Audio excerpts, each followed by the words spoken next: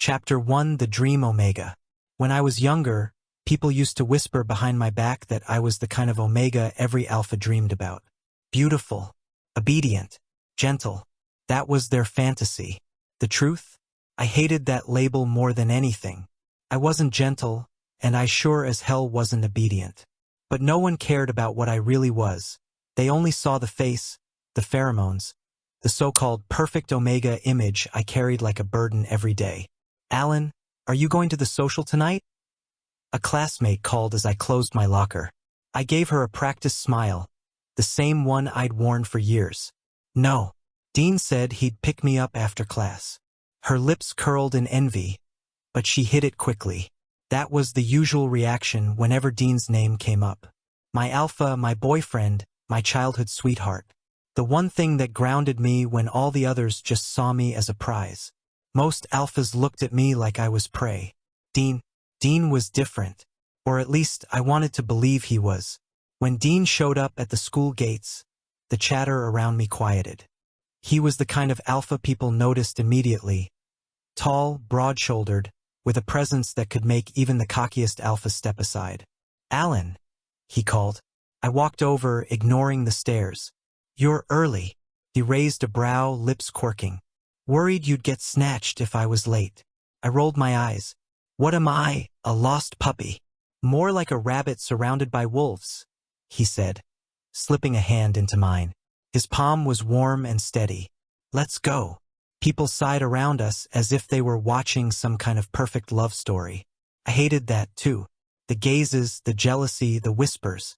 But Dean's hand was solid, his grip firm, and for a moment I could almost ignore it all. That night, though, everything started to change. When I got home, there was an official envelope waiting on my desk. The hospital insignia stamped on it made my stomach tighten. My yearly medical checkup had already passed, so why another notice? I tore it open.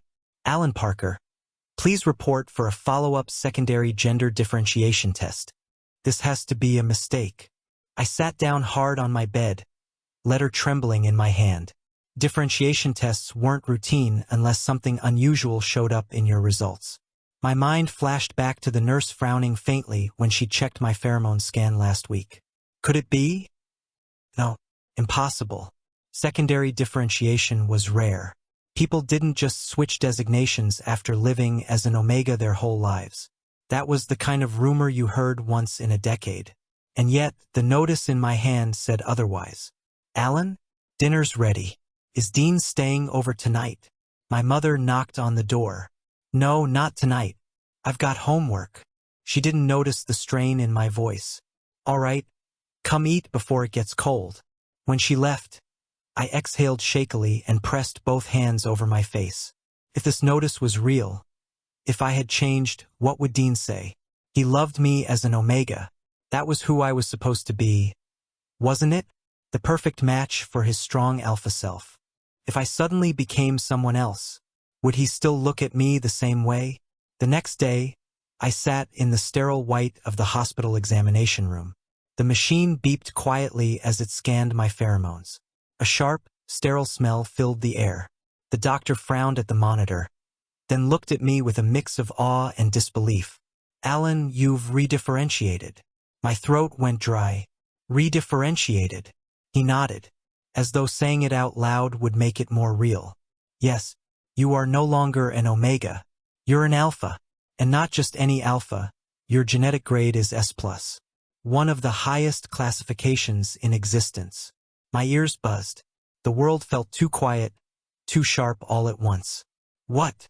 The doctor repeated it, calmly, like he was telling me the weather. "You're now an S+ alpha." I laughed weakly, the sound shaking out of me like it didn't belong to me. That's not possible. I can't." The monitor beeped again, the numbers glowing in bright confirmation. I stared at it, my pulse hammering. S+. One of the double-digit few in the entire world. Chapter 2: Panic Mode Activated. Couldn't sleep that night. The hospital report burned a hole in my bag, even though I'd shoved it under a pile of textbooks as soon as I got home. Every time I closed my eyes, those glowing letters appeared behind my eyelids. S+ alpha. It sounded like a curse. I tossed and turned until my blanket tangled around my legs. My body still smelled faintly of antiseptic from the hospital, and I hated it. It felt like proof that I wasn't who I had been just yesterday. My phone screen lit up with Dean's name. I'm outside. Outside? At this hour? I scrambled up, nearly tripping over the blanket, and peeked out the window. Sure enough, Dean was leaning against the lamppost near my gate, one hand in his pocket, the other holding his phone. His broad shoulders were lit faintly by the streetlight, his presence unmistakable even in the quiet night. I hesitated. What if he smelled something different on me already? Could Alpha sense changes in pheromones this quickly? But if I ignored him, he'd just get suspicious. I pulled on a hoodie and padded downstairs, careful not to wake my parents, then slipped out the door. Dean? What are you doing here? I asked. He looked up, and his lips curved. Couldn't sleep. Thought maybe you couldn't either. Damn it. He knew me too well. I folded my arms, trying to act normal.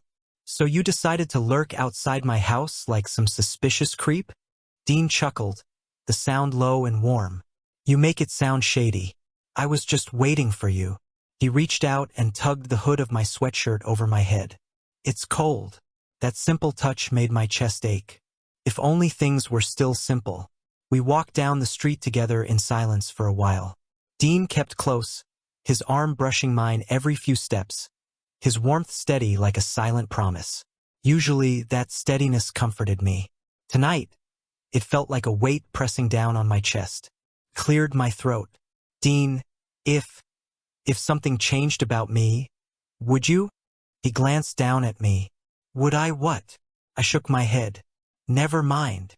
What kind of question is that? Alan, did something happen? Panic flared in me. No, nothing. Dean stared at me for a long moment, his gaze searching. Then he sighed and ruffled my hair. You think too much. I forced a laugh. If he found out the truth, would he still ruffle my hair like that? Or would his hand hesitate, heavy with disappointment? The next morning, I skipped breakfast and locked myself in the bathroom, staring at my reflection in the mirror. Did I look different? My face was the same. My hair was still a mess from sleeping badly. My eyes still had dark circles underneath. But there was something sharper in my gaze. Or maybe I was imagining it. I leaned closer. My pupils looked darker, the way alphas often did when pheromones stirred under their skin. Shit, I muttered. If my mother noticed, she didn't say anything. She was too busy talking about groceries as I rushed out the door. Dean was waiting for me at the corner. He always waited. You look tired, he said. I am tired, I replied, and hoped he wouldn't push. At school, things didn't get better. Half the alphas in class found excuses to come near me as usual, and half the omegas shot me dirty looks. I'd gotten used to it long ago. But now, every time an alpha leaned too close, I was terrified my pheromones would slip, that the weight of my presence would suddenly crush them into silence.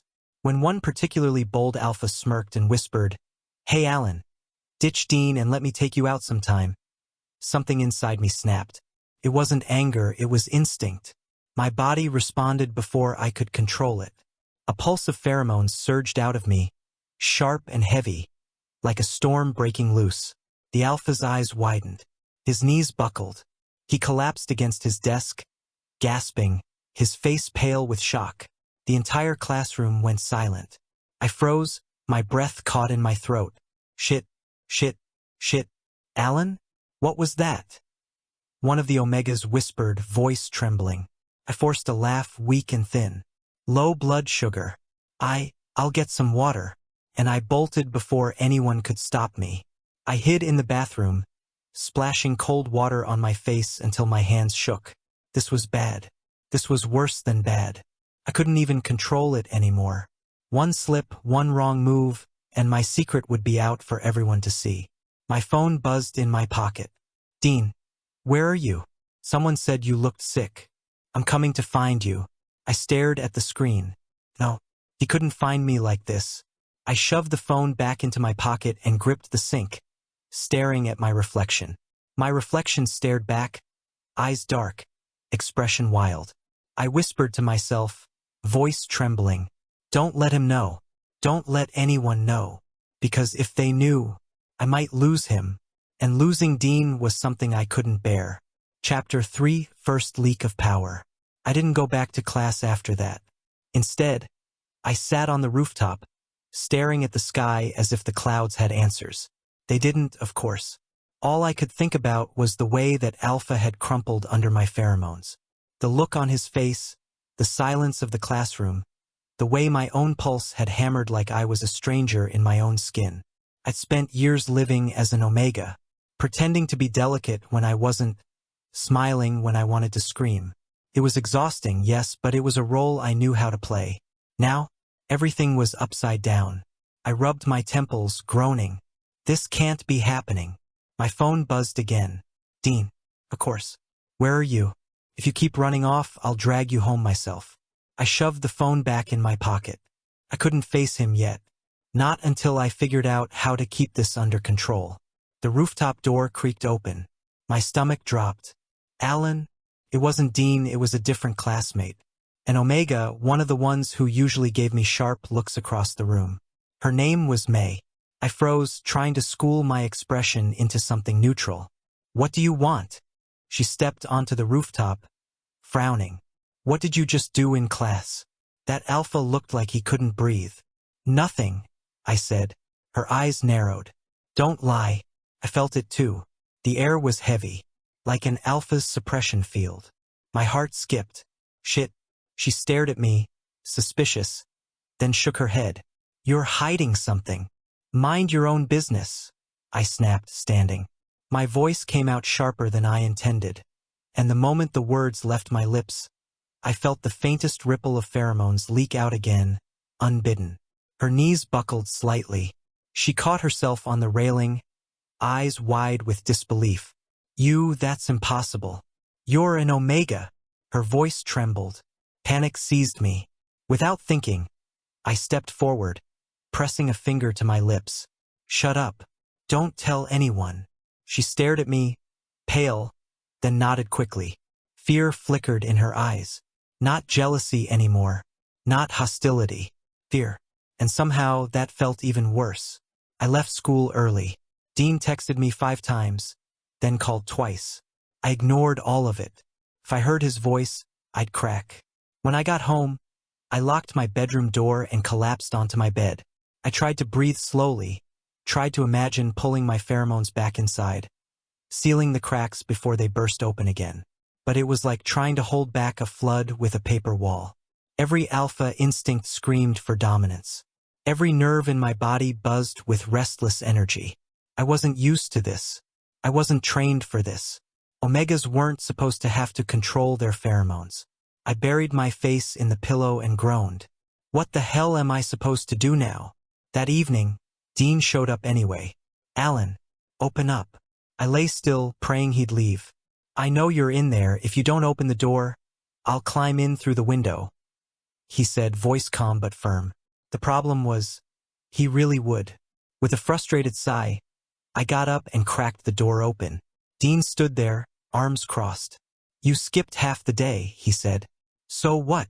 I muttered. He raised a brow. So what? Alan, that's not like you. And don't tell me nothing's wrong, because you look like you're about to pass out. I forced a smile. I'm fine. You're lying. His tone was matter-of-fact. He stepped closer and I backed up. My room was small, and within seconds, my back hit the desk. Dean leaned down slightly. What are you hiding? My throat tightened. His scent. Clean, crisp, that faint electric tang unique to his alpha pheromones. Washed over me and I panicked. My control slipped. A surge of my own pheromones rushed out, heavy and overwhelming, crashing against him like a tidal wave. Dean stiffened. His hand slammed against the desk for balance, his jaw clenching. For a heartbeat, I thought I'd crushed him like the others. But then his eyes widened, not with fear, but with something else. Shock. Recognition. My breath caught. Dean, I tried to pull it back, to seal the leak, but it was too late. The air between us was thick, buzzing with the clash of 2 alpha presences. Mine stronger, overwhelming. Dean's face was pale, but his gaze never wavered from mine. Slowly, he straightened. Even his sweat beaded on his forehead. "Alan, what the hell are you?" he asked. My stomach dropped. This was it. The moment I'd been dreading. I couldn't speak. Words stuck in my throat, my heart hammering like it wanted to break free from my chest. Dean reached out and grabbed my wrist. His grip was tight, grounding. His eyes bored into mine, demanding answers. But all I could think was, if I tell him, I'll lose him. That night after he left, because I managed to push him out with some flimsy excuse about being sick, I collapsed on the floor, trembling. The truth was catching up to me, faster than I could run. And Dean was too sharp, too persistent. He wasn't going to let this go. I pressed my palms to my face, whispering into the darkness. How long can I keep lying to him? The silence didn't answer. But deep down, I already knew the truth. Not long. Chapter 4: First Leak of Power. The next morning, I woke up with a knot in my stomach. My room still smelled faintly of last night's disaster, the air clinging with the ghost of my pheromones. Even after opening the window, I couldn't get rid of it. It felt like walking around with a neon sign on my forehead. Fraud. I stared at myself in the mirror while brushing my teeth. Same face, same hair, same tired eyes. But beneath my skin, everything had shifted. I could feel the restlessness humming like electricity in my veins, the constant threat of slipping again. I whispered at my reflection, "Keep it together. Don't let anyone notice." The school, it was already too late. The alpha I'd crushed yesterday hadn't shown up to class. His friends muttered in groups, shooting suspicious glances my way. I kept my head down, pretending to read my notes, but the tension in the room was thick enough to choke on. When May walked past my desk, she hesitated, then gave me a look I couldn't quite read. Not jealousy this time, not disdain, something closer to unease. My stomach twisted. I wasn't just the thorn in their eyes anymore. I was becoming something worse. By lunchtime, I decided to escape. The cafeteria was always too loud anyway. I grabbed a carton of milk and went to the courtyard instead, finding a spot under one of the old trees. The quiet helped for about 3 minutes. Then a group of alphas strolled over, the kind who never missed a chance to test their egos.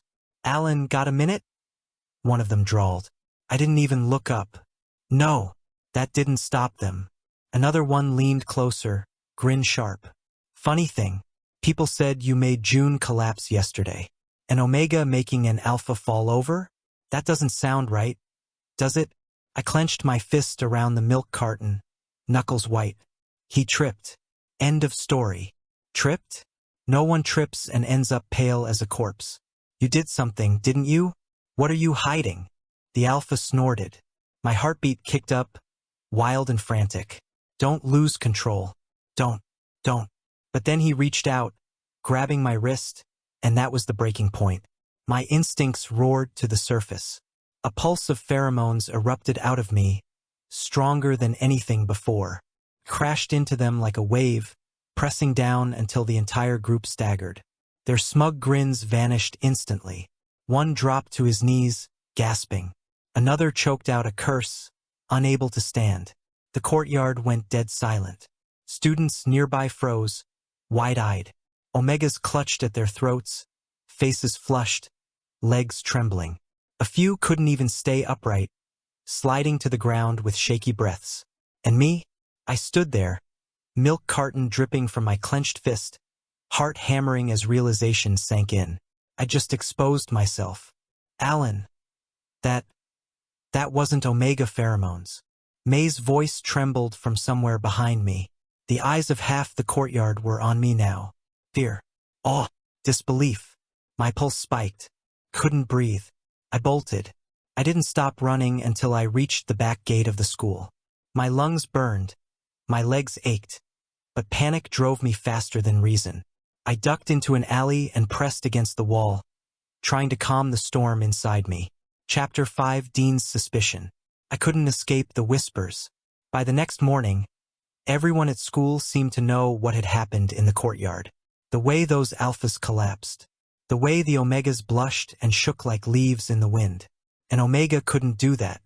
That was the sentence running through every hallway, every hushed corner. Do you think he's pretending to be an Omega? Someone whispered as I passed. I heard his pheromones were stronger than our homeroom teachers. Impossible, unless. That word clung to me like a curse. I kept my head down, books clutched so tightly my knuckles ached. If I didn't look at them, maybe they'd forget I existed. Of course, that was wishful thinking. Dean showed up before lunch, striding into my classroom like he owned the place. Conversations cut off immediately, all eyes swiveling to him. Alan, outside. Now, he said, his gaze locking on me. I swallowed hard. My classmate's stares burned into my back as I followed him into the hall. The door shut behind us, cutting off the murmurs, but the silence between Dean and me was worse. He didn't speak at first, just studied me with that unreadable expression of his. I forced a smile, trying to sound casual. What's with the dramatic entrance? Dean's eyes narrowed. Stop pretending nothing's wrong. My stomach dropped. He stepped closer, close enough that I could feel the warmth of his presence. Yesterday, those weren't Omega pheromones. I know what I felt in your room, too. Don't deny it. My mouth went dry. No words came out. Dean's jaw clenched. Alan, talk to me. I don't know what you're talking about. My voice cracked. Liar. I hated how thin the words sounded. His gaze softened for a moment, but his tone was still firm. You don't have to tell me everything right now, but don't lie to me. If you keep pushing me away, He stopped himself, inhaling slowly. I'll get angry. That almost made me laugh, bitter and sharp. You already are. Dean sighed, raking a hand through his hair. I'm worried. Can't you at least admit that something's happening to you? I stared at the floor, teeth digging into my lip. If I admitted it, if I let him see the truth, no, he'd look at me differently. He'd stop being my alpha. I couldn't lose him, so I said nothing. Dean didn't push further. Not then. He just said, fine. If you won't talk, I'll wait. But don't think you can shut me out forever, Alan. Then he turned and walked away, his shoulders stiff with frustration. I leaned against the wall, weak with relief and guilt all at once. By the time I left school that day, the rumors had only grown louder. A group of Omegas in the courtyard fell silent as I walked past. Then one of them whispered too loudly, "What if he's dangerous?" Dangerous. That word stung more than all the jealousy and hatred I'd endured as an Omega. Before, I was resented for being too perfect. Now, I was feared, and fear was so much worse. Dean caught up with me on the way home. He didn't say anything at first, just fell into step beside me like he always did. The silence stretched until I couldn't take it anymore. You're mad at me. No, I'm frustrated. That's different, Dean said. I risked a glance at him. His expression was serious, but his eyes softened when they met mine. Alan, you've been off, skipping meals, zoning out, avoiding me. I don't care about the rumors. I care about you. My throat tightened. Dean, I started, but my voice broke. If I wasn't what you thought I was, would you still? He stopped walking, making me stop too. Would I still what? I couldn't say it. The words, would you still love me, stuck in my chest like thorns. Dean stepped closer, tilting his head down to catch my gaze. His voice was low, steady. Alan, I don't care about labels. I don't care if you're Omega, Beta, or whatever else. You're you, and you're mine. I wanted to believe him. I really did. But the hospital's words echoed in my head. S plus alpha. Rare. Dangerous. Coveted. No matter what Dean said, how could he not change once he knew the full truth? I forced a shaky smile. You sound like a jealous alpha marking his territory. He raised a brow, smiling. Maybe I am. The warmth in his tone should have comforted me. Instead, it only made the guilt heavier. That night, I lay awake again, staring at the ceiling. Dean's words replayed in my head. You're mine. Part of me wanted to run to him, confess everything, throw the weight off my shoulders. But another part whispered, what if he looks at you differently? What if he doesn't see Alan anymore? Only the S plus alpha everyone else will fear or want to control. I turned onto my side, pulling the blanket over my head, my chest aching. Please, just let me stay the way I am. At least for a little longer. I whispered into the darkness. Chapter 6. The Thorn Becomes a Threat. For as long as I could remember, Omegas had treated me like their enemy. Even before all this, they whispered behind my back, rolled their eyes when I walked into a room, muttered that I made them look bad. I had grown used to it. Being the dream Omega came with a price. But after the Courtyard incident, things shifted. It wasn't just resentment anymore. It was suspicion. When I walked into the locker room after gym, the chatter quieted instantly. Dozens of eyes turned toward me, sharp and assessing. I forced myself to keep my expression neutral, heading for my locker. 2 Omegas snickered near the benches. One of them whispered loudly, "So perfect Alan is playing alpha now?" The other laughed. "No wonder he's been acting weird. Probably can't control himself." My shoulders stiffened. I wanted to ignore them. I really did. But my nerves were frayed, every word scraping like sandpaper. Before I could react, an alpha stepped in front of me. Tall, smug, one of the types who always looked for a chance to measure himself against Dean by going after me instead. "Alan, I heard you've been making alphas collapse. You trying to start something?" he drawled. I clenched my locker door, knuckles white. "Move." He smirked, leaning in closer. "What are you, huh? Some freak experiment? You're not an Omega anymore, are you?" My pulse spiked. The air thickened around me before I could stop it, my pheromones itching to break free. I swallowed hard, shoving them back down. "I said move."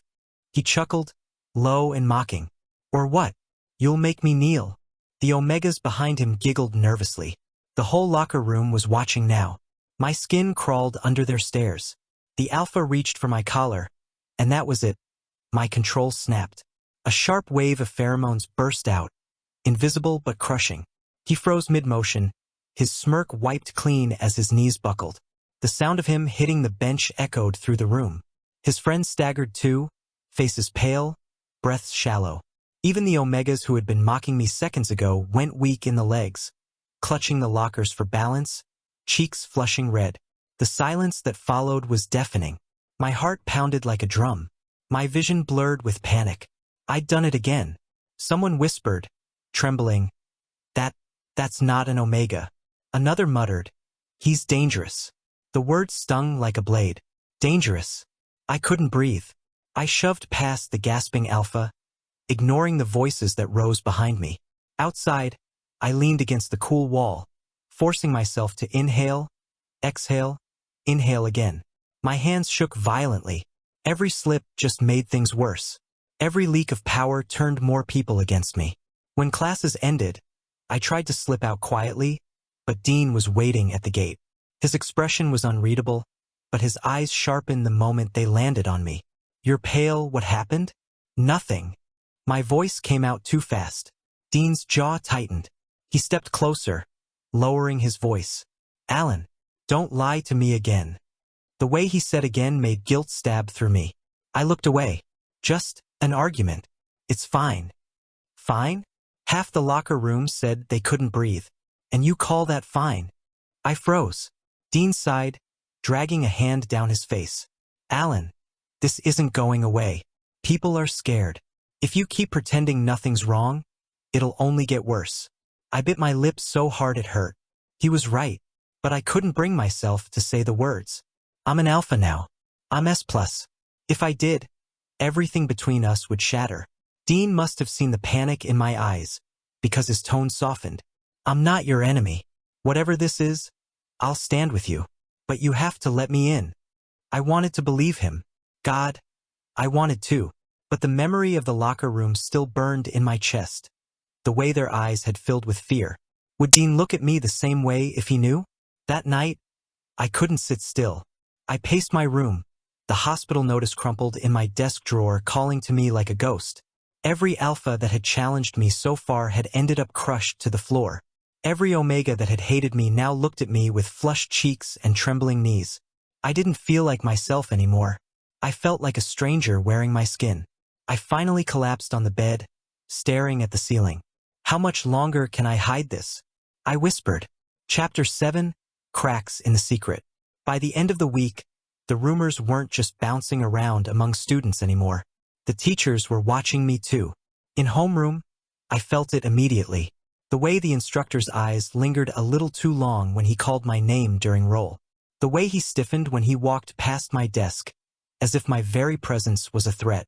I sat rigid, hands folded on my lap, pretending I didn't notice. But I noticed. When the bell rang, I grabbed my bag and tried to escape quickly, only to hear my name called. Alan, stay behind for a moment. My stomach dropped. The room emptied slowly, curious glances darting back at me as my classmates filed out.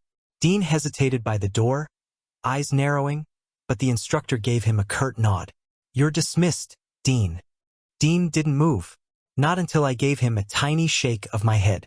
Only then did he leave, though his expression promised he'd be waiting. The door clicked shut. Silence. The instructor leaned against his desk, arms crossed. Alan, do you want to tell me what happened in the locker room? I clenched the strap of my bag. Nothing happened. His brows lifted. Nothing? 3 alphas nearly fainted. Several omegas reported unusual reactions. Do you expect me to believe that was nothing? I forced my voice steady. They were provoking me. Maybe they were exaggerating. He studied me for a long moment, and the weight of his gaze made sweat prickle at the back of my neck. Exaggerating, he repeated. His tone made it clear he didn't believe me. Finally, he sighed. I'm required to submit an incident report. If anything like this happens again, the school may request a formal evaluation. My pulse spiked.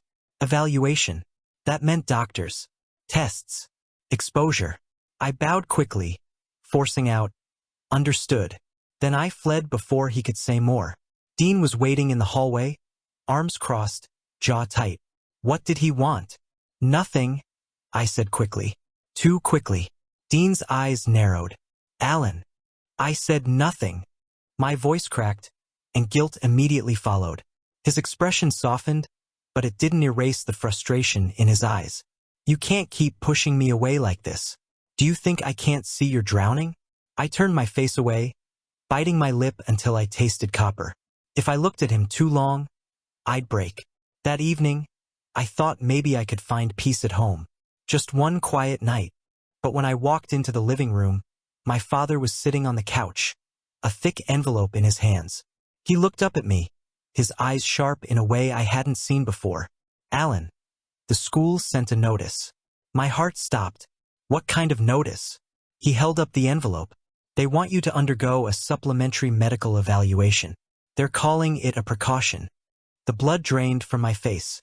I snatched the letter from his hands, scanning the contents with trembling eyes. There it was in black and white. Recommendation for genetic stability assessment. Alan, is there something I should know? I froze. My father wasn't cruel. He wasn't unkind. But he was a traditional alpha, proud and rigid, who had raised me as his precious omega child. The thought of telling him the truth, of watching disappointment replace the affection in his eyes, was unbearable. I'm fine. They're just overreacting. You know how rumors spread. He studied me for a long time, lips pressed into a thin line. Finally, he nodded slowly. Very well. But Alan, don't lie to me.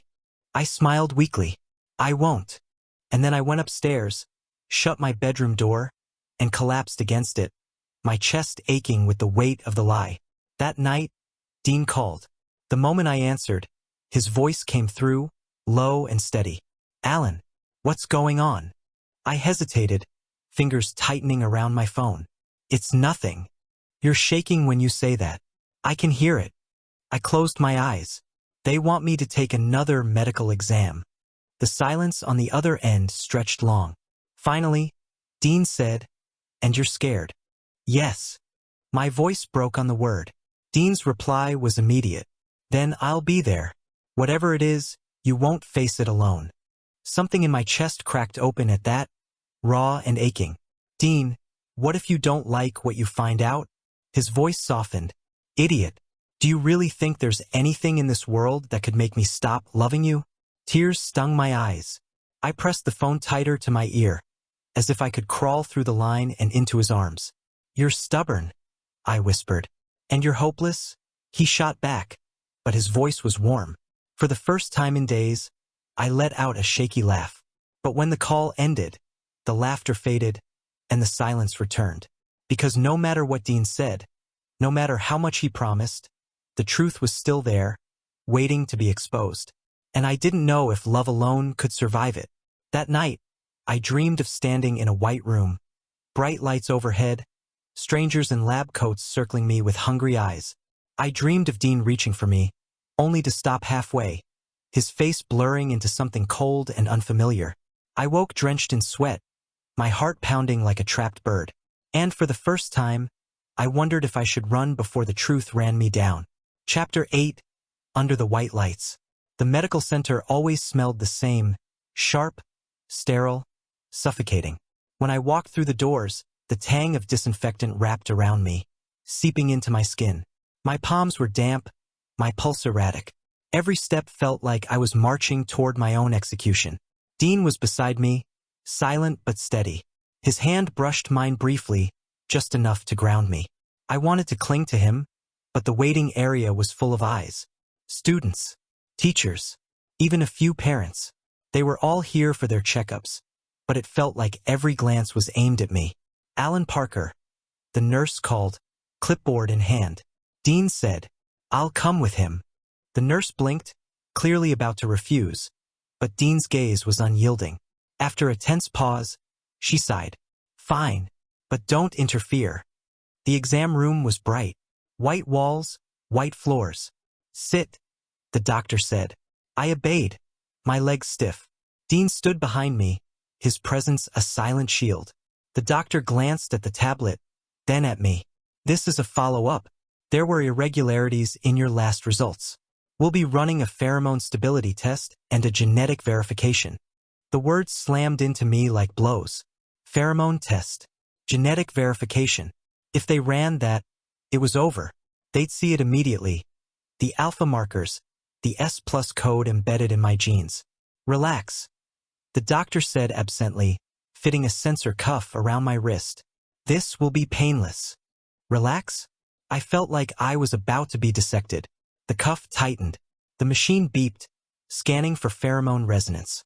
My heart raced so violently I was sure it would skew the results. A faint hum filled the room. Then, beep, beep, beep. The machine's screen flickered, numbers climbing higher, higher, until the doctor frowned. "Strange," he muttered. He tapped the screen, adjusted a setting. Again. The cuff squeezed tighter, forcing me to inhale sharply. This time, the numbers spiked even faster. The doctor's head shot up, eyes narrowing. "This isn't omega resonance." My breath caught in my throat. Dean stepped forward instantly, voice firm. "Maybe the machine's malfunctioning." The doctor gave him a sharp look. "Machines don't malfunction like this. These readings." "Run it again." Dean cut him off. "You're jumping to conclusions." The doctor hesitated, lips pressed thin. He clearly didn't like being challenged, but something in Dean's tone made him obey. The cuff reset. Beep, beep. I clenched my fists, trying desperately to clamp down on my pheromones. I imagined walls, thick and unyielding, pressing the power back into the pit of my chest. But it leaked anyway. Hot, heavy, impossible to cage. The doctor's eyes widened as the numbers climbed past thresholds omegas couldn't dream of reaching. This is alpha resonance. And not just alpha. These values are off the charts. Cold dread washed through me. This was it. The moment my life shattered. But before the doctor could record it, Dean moved. In one swift motion, he yanked the cuff from my arm, the machine shrieking in protest. "That's enough." The doctor surged to his feet. "What are you doing? This data is critical." Dean slammed his palm against the table, leaning in close. Critical for who? To help Alan? Or to ship him off to some lab like a test subject? The doctor froze, caught off guard by the fury in Dean's voice. I sat rigid, unable to speak. Dean lowered his voice, but it was sharp as glass. "Erase those results. You didn't see anything today." Understand? The doctor bristled. Do you have any idea what kind of discovery this is? An alpha of this level. Dean cut him off again, eyes blazing. He's not a discovery. He's a person. My person. My breath hitched. My chest squeezed so tight I thought I'd collapse. The doctor hesitated, torn between ambition and the threat radiating from Dean. Finally, with a frustrated growl, he deleted the incomplete file. This is insane. Do you know what you're protecting? The kind of attention this will draw if it leaks, he muttered. Dean didn't flinch. Better attention stays away. When we finally left the clinic, my knees were weak. I could barely walk straight. Dean guided me to a quiet corner outside, away from the crowd. Alan, he said, voice low but steady. You can't keep this up. They'll keep testing you. Keep pushing. You'll slip again. I swallowed hard. Then what am I supposed to do? He studied me, his eyes softening. You trust me. You stop carrying this alone. I shook my head violently. You don't understand. If people find out, if you realize what I really am. Alan. His voice snapped through my panic. He grabbed my shoulders, forcing me to meet his gaze. I already know. I froze. What? I've known for weeks. The way your pheromones changed, the way alphas dropped around you, it wasn't hard to figure out. I just waited for you to tell me yourself. He admitted, his ears turning faintly red despite the seriousness of his tone. My lips parted, but no words came out. Dean's grip softened, his voice lowered, almost a whisper. And I didn't care then. I don't care now. You're still you. Still Alan. Tears blurred my vision before I could stop them. For so long, I'd been drowning in fear, in the certainty that this secret would destroy everything. But here he was, looking at me like nothing had changed, like I hadn't become something strange, something monstrous. I let out a shaky breath, leaning forward until my forehead pressed against his chest. You're insane. His arms wrapped around me, warm and solid. Maybe, but I'm not letting you go. And for the first time since it all began, I let myself believe that maybe, just maybe, I wouldn't have to face this storm alone.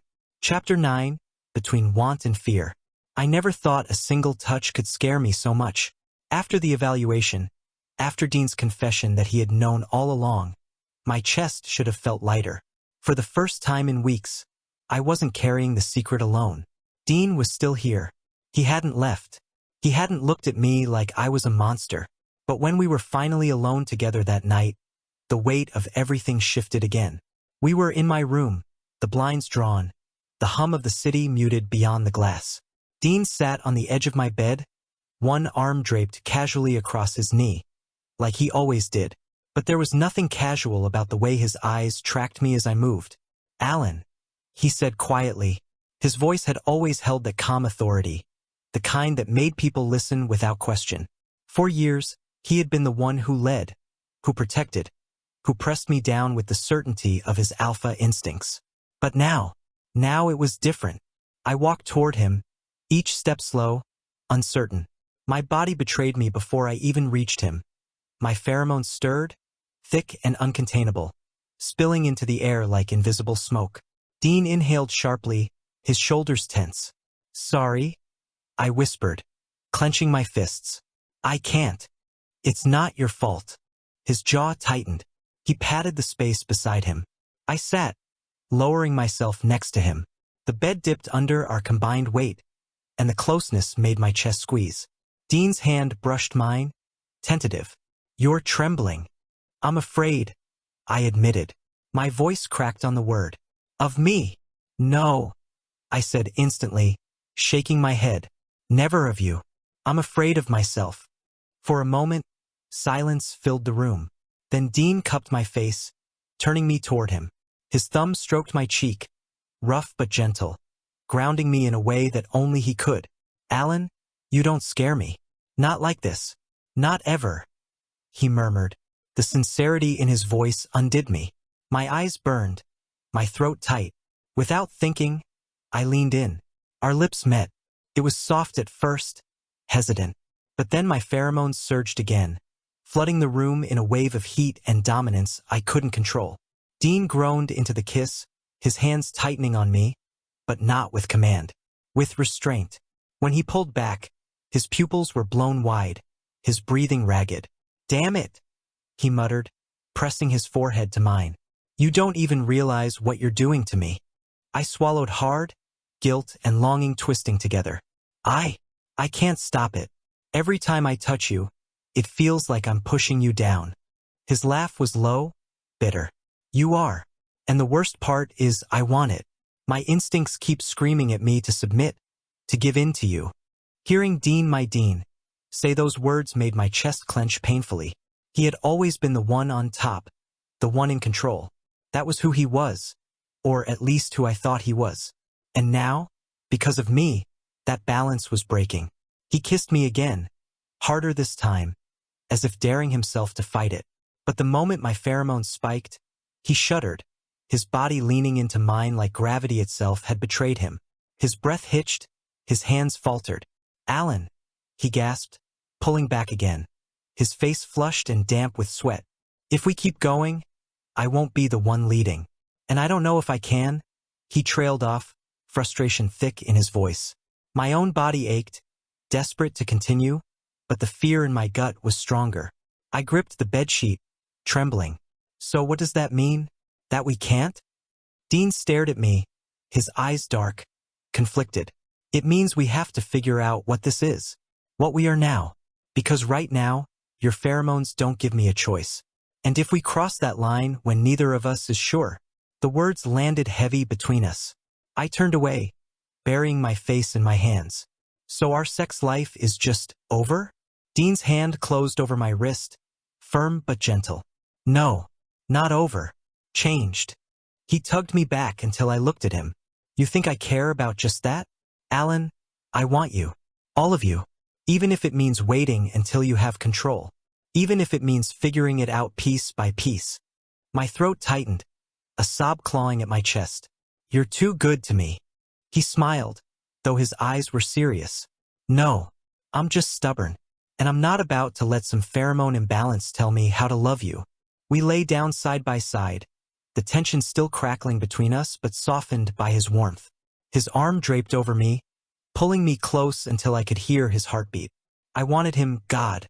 I wanted him so much it hurt, but I wanted him to still be Dean, not someone forced under by my power. So I closed my eyes, pressing my face into his chest, and whispered, "Then promise me something. Anything. Promise me you'll tell me if it ever feels wrong. If I ever make you feel like you're not you." His arm tightened around me, his breath warm against my hair. "I promise. But Alan, you'll never make me feel like less. Not when you're the only one who's ever made me feel like more." The words sank into me, fierce and tender all at once. And though the questions about our future still burned, for that night, I let myself breathe in the safety of his arms. Chapter 10, Training the Storm. Control. That was the word Dean kept repeating. But every time he said it, I felt the same weight pressing down on my chest. How could I control something that didn't feel like mine? My pheromones weren't gentle whispers like before. They were a storm, a tidal wave, crushing everything in their path. And storms didn't listen to commands. Dean dragged me to the old sports hall near the outskirts of campus. It was empty most nights, used only for storage now. The air smelled faintly of dust and wood polish, the lights overhead flickering unevenly. "This will do," Dean said, locking the door behind us. I crossed my arms, nerves bubbling in my stomach. "And what exactly are we doing?" "You're going to learn how to control your release. If you keep leaking like you did in the locker room, it won't be long before people stop whispering and start demanding answers." The reminder made my throat tighten. I lowered my eyes. "I know." Dean's tone softened. "Alan, you're not alone in this. We'll figure it out together." He walked to the center of the room and spread his arms slightly. "All right. First step, try to release your pheromones intentionally. Not a burst, not a slip, just a thread." I stared at him like he'd asked me to stop the sun from setting. A thread. Yes. Enough that I feel it, but not enough that it knocks me down. "That's not how it works." Dean arched a brow. "Then make it work." His confidence lit a spark in me, but it also made my pulse race with fear. What if I hurt him? What if I couldn't stop? Dean must have read the hesitation in my face. He stepped closer, resting a steadying hand on my shoulder. I trust you, Alan. Those words sank deeper than any order could. I closed my eyes, inhaling slowly. I thought about the storm inside me, about how it usually crashed out all at once. Instead of letting it flood, I tried to imagine holding just a single drop at the edge of a glass. The air stirred faintly. Dean inhaled sharply, but he didn't stumble. My eyes flew open. Did you feel that? He nodded, eyes wide. Yeah, that was good. Relief flooded me, and with it, my concentration shattered. The thread snapped into a wave, spilling out before I could grab it. Dean grunted, his knees buckling slightly as he clenched his fists. Alan, pull it back. Panic surged. I can't. His hand tightened on my arm, grounding me. Yes, you can. Think about shutting a door. Don't fight it, close it. I bit my lip hard, focusing on the image. A door. A heavy one. Slam it shut. The pheromones cut off like someone had pulled a plug. The air cleared. My chest heaved as though I'd been sprinting. Dean straightened slowly, wiping sweat from his brow. Not bad, for a first try. We took a break, sitting on the wooden floor. My body shook from the effort, even though I hadn't moved more than a few steps. Dean handed me a bottle of water. Control isn't about fighting yourself. It's about choosing when to open and when to close. You've been doing it unconsciously for years. You just need to relearn it. I snorted bitterly. Easy for you to say. You weren't the one almost suffocating your boyfriend. He gave me a look that was both exasperated and affectionate. Alan, stop acting like I'm fragile. I've been your partner since we were kids. If anyone can take it, it's me. That made me smile despite myself. You're an idiot. Yeah, but I'm your idiot, he said with a grin. We tried again. This time, I released too little, barely a flicker, like a match that fizzled instantly. Dean tilted his head. More. I pushed harder, and suddenly he was clutching his chest, face strained. Too much. I swore under my breath, pulling it back. It went on like that for hours. Too little, too much, never quite right. My frustration grew with every failure, but Dean never once raised his voice. He encouraged, adjusted, teased me when I got too serious. At one point, I collapsed onto the floor, groaning. This is hopeless. I'm either drowning you or doing nothing at all. Dean lay down beside me, arms folded under his head. You're learning. A week ago, you couldn't even stop once it started. Now you can. That's progress. I turned my head toward him, studying his profile in the dim light. His face was flushed from exposure, his hair damp with sweat, but his eyes when they met mine were steady. Why are you so calm about this? I asked. Because I've always known you were stronger than you realized, and because I'm not going anywhere, no matter how long it takes. Something inside me eased at his words. Maybe control wasn't about perfection. Maybe it was about patience, both his and mine. Before we left, Dean insisted we try one last exercise. I'm going to provoke you, he said. What? He smirked. If you can control yourself when you're angry, you can control yourself anytime. I narrowed my eyes. You wouldn't dare. Oh, I would. He leaned close, his breath brushing my ear. You're reckless, Alan. Always have been. And part of you likes being out of control, doesn't it? Heat surged through me, anger and something else tangling together. My pheromones flared, sharp and forceful. But this time, I grabbed hold before they could explode outward. Dean blinked, surprise flickering across his face. He was braced for the wave that never came. I exhaled shakily, still standing. A slow smile spread across his lips. Barely. But you did it. My chest swelled with something warm and fierce. For the first time since this nightmare began, I believed I could win. As we left the hall, the night air cool on my skin, Dean draped an arm over my shoulders. See? Storms can be trained. You're proof of it, he said. I leaned into him, exhaustion pulling at me, but my heart lighter than it had been in weeks. Maybe, but only because you stood in the rain with me. He chuckled. Then I'll bring an umbrella next time. And for once, I laughed, really laughed. Because maybe, just maybe, this storm didn't have to destroy everything. Chapter 11. Testing Boundaries. After weeks of training in that dusty sports hall, I finally felt like I had a grip on the storm inside me. Not perfect, not even close, but better. I could open the door a crack, let out a whisper, and shut it again without flooding the room. Dean said it was progress. I wanted to believe him, but there was one question neither of us had dared to touch until now. What would happen between us when it was just him and me? Because as much as I tried to pretend otherwise, the memory of that night, when my pheromones had forced him to his knees, breathless, trembling, haunted me. That wasn't love. That wasn't intimacy. That was me losing control, and Dean nearly breaking under it. If that was all our future held, then what kind of relationship did we even have? One evening, after another long training session, we ended up back at his apartment. I sat on the couch, towel draped around my neck, still sweating from the effort of keeping my pheromones steady. Dean came out of the kitchen, handing me a glass of water. "Drink," he said. I sipped, then set it down with a sigh. "Dean, we need to test it." He froze halfway into sitting beside me. "Test what?" I met his eyes, refusing to look away. "Us. In private. I need to know if I can control myself enough. If we can actually—" My voice broke off, heat rising in my face. "If we can be like before." The silence stretched. His expression shifted from surprise to something unreadable, then finally softened. "You've been thinking about this too." "Of course I have. I don't want our whole relationship to turn into training exercises and disaster drills. I want us back." For a long moment, he just looked at me. Then he reached over, gently prying open my fist and lacing his fingers with mine. His grip was warm, grounding. "All right, we'll test it.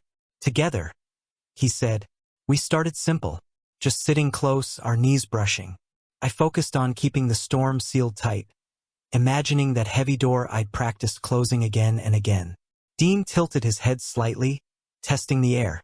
"Nothing yet," he murmured. "Good. That was good." Then he leaned in closer, his breath brushing against my cheek. My pulse skipped. I held on tightly to the door in my mind, but I could feel the pressure rising, a restless force begging to be released. "Still okay?" he asked softly. "Yeah." I lied. He smiled, leaning even closer, lips barely an inch from mine. "Liar." The dam cracked. A faint ripple of pheromones slipped out before I could catch it. Dean's pupils dilated, and his grip on my hand tightened. "Alan, keep it steady." His voice dropped, low and strained. I panicked for a second, then forced myself to inhale slowly. "Door. Close it. Don't flood him. Control, not collapse." The pressure receded. Dean exhaled, tension leaving his shoulders.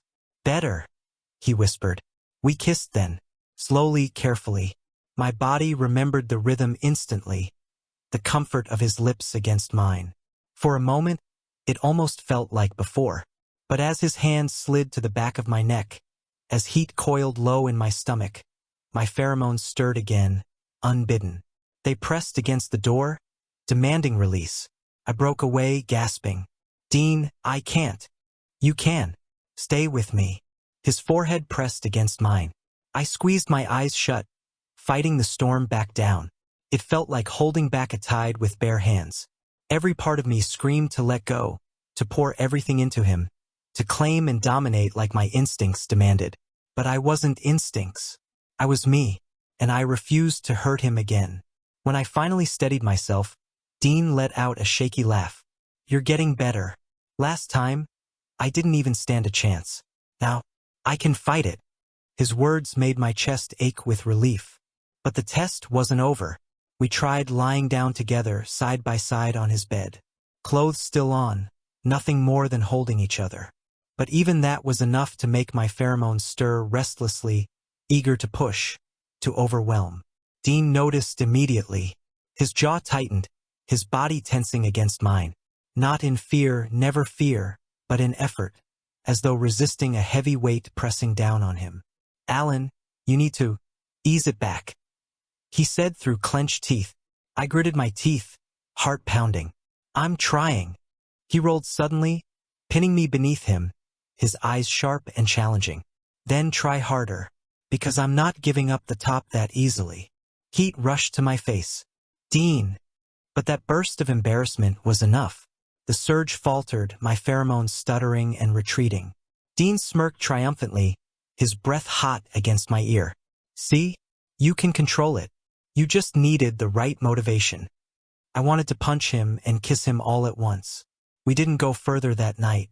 We stopped before things tipped too far, lying tangled together in silence. My pheromones hovered low and steady, a quiet hum instead of a crushing wave. Dean stroked my hair lazily, his voice low. It's tolerable now. Not perfect, but tolerable. I exhaled, tension bleeding out of me. So, we can still have?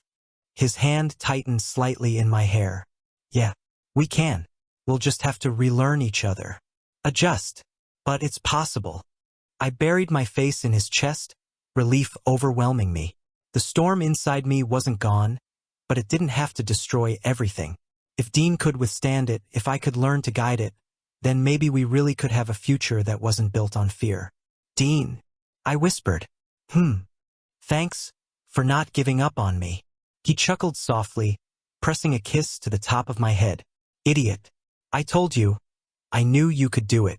And lying there, in the quiet hum of my still unruly pheromones, I believed him. Chapter 12, The Shift in Balance. I never realized how much of myself I'd been holding back until the night I stopped being afraid. For weeks, every move, every breath, had been a calculation. How much pressure I could release without crushing Dean. How far I could lean in without suffocating him under my pheromones. But control wasn't the same as living. Holding my instincts in a chokehold all the time wasn't the same as loving him freely. And Dean had never once asked me to stay small. That was all me. It started with an argument. You're babying me, Dean said one evening. I'm not. Yes, you are. He threw his bag onto the chair and crossed his arms, eyes boring into me. Every time I touch you, you pull back. Every time we get close, you freeze up. You're treating me like I'm fragile, Alan. Like I can't handle you. My throat went dry. I just don't want to hurt you.